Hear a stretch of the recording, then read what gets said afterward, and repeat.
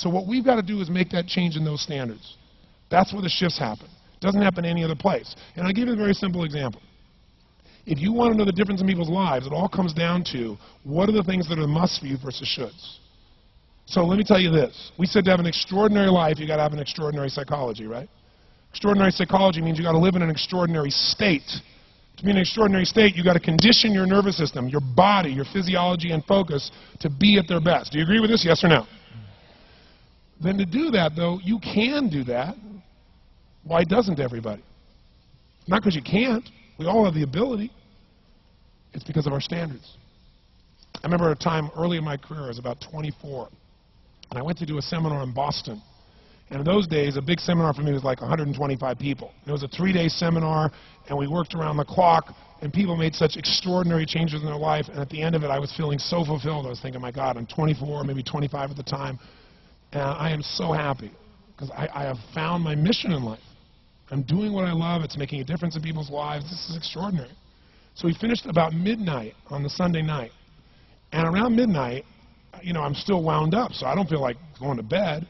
So I decided, okay, you know, let me take a walk here, and I decided to go through Copley Square. If you've been through Copley Square, you know it's a pretty neat place. Because in Copley Square, you can look up and you can see buildings that were here before we were known as the United States, and beside them you see skyscrapers that are new. It's a pretty cool place. So I'm walking around midnight on Sunday night. There's nobody in Copley Square midnight on Sunday night. And I'm walking along, and I see this guy in the distance, and he's kind of stumbling back and forth between the gutter and the sidewalk. He's got a long trench coat on, his head's down like this, he's holding a brown bag, and I can start to smell him even before I get there, and I'm thinking, you know, this guy's obviously drunk. And as I started to get closer, I thought, I bet he's going to beg me for some money. And sure enough, whatever you focus on life tends to happen, doesn't it? So sure enough, he gets real close to me, and I thought all of a sudden he wasn't going to do it. All of a sudden he popped his head up. It was really weird. He went, "Mister!" He had this really bizarre-looking sounding voice. He went, "Mister, could you loan me a quarter?" And I thought, do I want to reward this behavior? And then I thought, I don't want him to suffer. Do you have this dilemma sometimes? Like, you know, I'm not here to judge. So years ago I finally decided I always just give. Even if the person's pulling a scam, that's for them to deal with. If I have the ability, then I give. And so I thought, well, could I teach him something? So I asked him a question back. I said, is that all you want is a quarter? So he goes, yeah, just 1 quarter. 1 quarter changed my whole life. 1 quarter. I said, really? He said, yeah, 1 quarter. So I reached in my pocket, and I pulled out my money clip. And in those days, I was, you know, very young, just starting to succeed. And my original mentor was a man named Jim Rohn. I don't know, how many have heard of Jim Rohn? Anybody? Yeah, he's a great guy. And Jim told me, he said, Tony, look, you've come from a poor background. You got a poor psychology. You got to change it. He said, you don't have any money, so pretend you do. He said, start training your brain. Condition it. He said, go save all your money, get $300 bills, and put them on the outside of your money clip, even though you only have $5 in between them. So every time you put it out, you'll see that, you'll feel inspired, you'll feel better. He said, and you'll feel better, you'll do better. So I was like, okay. So I did. So I pulled my money clip, and sure enough, I got $300 bills in. I made sure he saw the bills. So I'm tearing through that, right? Looking in between there, see if I can find some change. But I made sure he saw it. Sure enough, he's looking at the $100 bills, checking it out. I find the quarter, I pull it out, take the money, put it in my pocket. I notice he's watching my hand going into the pocket. I took the quarter, and I looked at him, and I said, sir, life will pay any price you ask of it. And I gave him the quarter.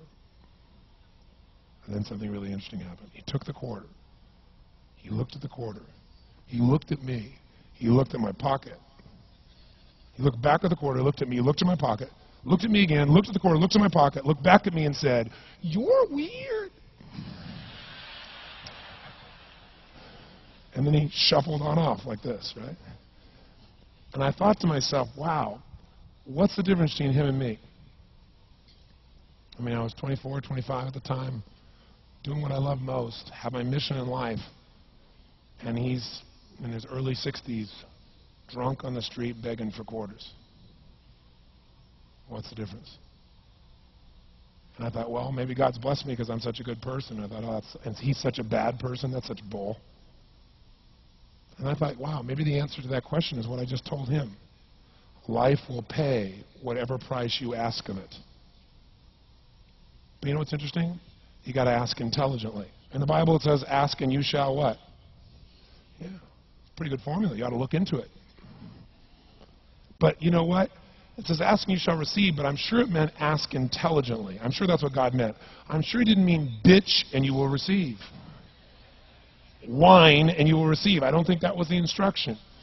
Now, if you were going to ask intelligently, there might be 5 elements of that. Number one, you'd have to ask specifically, wouldn't you? You wouldn't ask in a general way. People do it all the time. They go, I want more money. Fine, here's $1, get out of here. Very often, you're getting what you're asking for. You're just not aware of how general you're asking. Clarity is power. The more clear you are about exactly what it is you want, the more your brain knows how to get there. Your brain is a servo mechanism. It's like a bomb. Those bombs, those missiles, they have a servo mechanism. So if the target moves, it knows what the target is, it follows it. Your brain, when you condition it, knows exactly what to go for and will find a way to get there. Did you ever buy a certain outfit or a certain car and suddenly see that car outfit everywhere? How many of you ever had that experience? Say, aye. How come that car outfit's everywhere? It always was everywhere, but now you notice it. And the reason is because there's a part of your brain called the reticular activating system, the RAS. That part of your brain determines what you notice and what you don't notice. Your brain spends most of its time trying to make sure you don't notice because you'll go crazy if you notice everything. But when you decide what's most important to you, your brain goes after it. Everyone I know who's successful builds what I call an RPM plan. An RPM is built on the metaphor that the way to get from where you are to where do you want to go to the fastest is you got to build power, like in a car, RPMs. And the R stands for they know the result they're after. They know what they want precisely. If you don't know exactly what you want or you let yourself get beyond that into something general, you're not going to achieve it. Clarity is power. You've got to know the specific result you're after. What do you want? If you can't answer that question right now in your personal life, in your body, in your relationships, in your finances, in your spirituality, then you're not going to be as fulfilled as you want to be. Today we're going to have you answer one of those questions at least. The second part of it, you got to know P, why you're doing it. Because you know what? You may get a big goal. Somebody says, I want to make $1 billion. I want to bring peace to the earth. Why? Because as soon as you come up with a goal, all the obstacles show up. And unless you've got enough emotional drive to break through that, you're never going to discover what it really takes. So you've got to get yourself past that. And the way to get past that is have enough reasons. Reasons come first. Answers come second. This man did not know what he wanted. He did not have enough reasons. To ask intelligently, you've got to ask specifically. To ask intelligently, you've got to know why you want it, have enough drive to make it happen, enough juice to make it happen. If you don't have enough reasons, you will not make it happen. And the M is, what is your massive action plan? What is going to get you to actually fall through? Because the first plan's not going to work and the second plan's going to work, so you better have enough plans that if the first two don't work, you still got something else. Otherwise, you're going to be having excuses why it didn't work. So asking intelligently requires that. So if we're going to be extraordinary in our results, we've got to be in an extraordinary state. We've got to know what we want, and we've got to go use it.